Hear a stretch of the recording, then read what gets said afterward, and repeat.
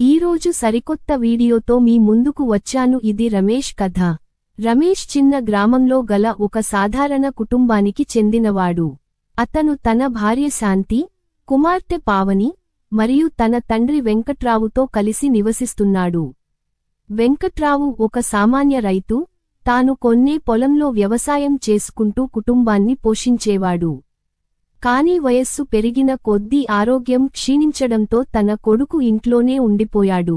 రమేష్ మంచి ఉద్యోగం సంపాదించడంతో కొంచెం డబ్బు వచ్చిన తర్వాత అతనిలో మార్పు వచ్చేసింది. నాన్నగారి మాటలకు విలువ లేకుండా తన జీవితాన్ని ఒంటరిగానే గడిపేవాడు. కాని తన కుమార్తె పావనికి మాత్రం ఎంతగానో ప్రేమించేవాడు. ఒకరోజు వెంకట్రావు తడిసిన వస్త్రాలతో ఇంట్లోకి వచ్చాడు. గట్టిగా వాన పడుతోంది. రమేష్ గట్టిగా అరవసాగాడు. నాన్నా, మీరు బయట పొలం పనులకు వెళ్ళి ఇలా తడిసి వచ్చేస్తే మీ ఆరోగ్యం ఇంకా క్షీణించిపోతుంది. కాస్త జాగ్రత్తగా ఉండండి. వెంకట్రావు చిరునవ్వు నవ్వాడు. నాన్న ముదురు వయస్సులో పాడు అయ్యాడు అని అనిపిస్తోందా?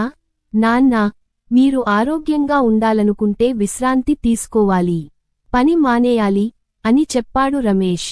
అయితే తండ్రి నిశ్శబ్దంగా వెళ్లి ఓ మూలన కూర్చున్నాడు. ఒకరోజు రమేష్ ఇంటికి వచ్చేసరికి తండ్రి కనిపించలేదు. ఇంట్లో అందరూ గందరగోళంగా ఆయనను వెతికారు. చివరకు ఊరిలో ఒక చిన్న గుడిలో కూర్చున్న వెంకట్రావును చూసి రమేష్ వెళ్లి, నాన్నా, మీరు ఇక్కడ ఎందుకు అని అడిగాడు.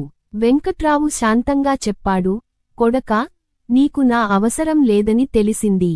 నువ్వు నీ ఇంటి కష్టాలను పక్కనబెట్టి ప్రేమను మరచిపోతున్నావు. ఈ జీవితం డబ్బు మీద కాదు, మనసుల మధ్య ప్రేమ మీద నడవాలి. రమేష్ మౌనంగా వినిపించాడు. అర్థం అయిందా లేదా తెలియదు. కాని అదే రోజు పావని తన తాతతో కూర్చుని మాట్లాడుతోంది.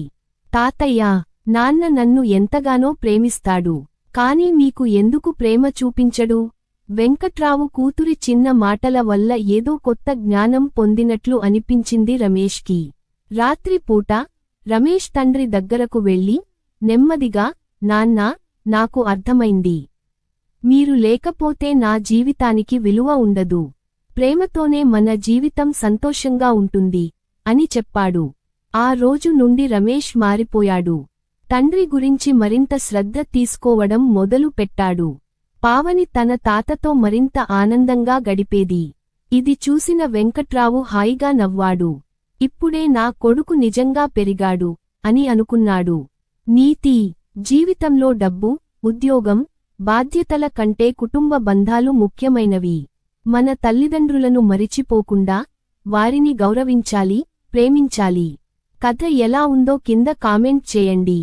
అలాగే ఇలాంటి కథలు కావాలంటే మన ఛానల్ని సబ్స్క్రైబ్ చేయండి. అలాగే లైక్ చేయండి. నెక్స్ట్ వీడియోతో మళ్ళీ కలుద్దాం. Thank you.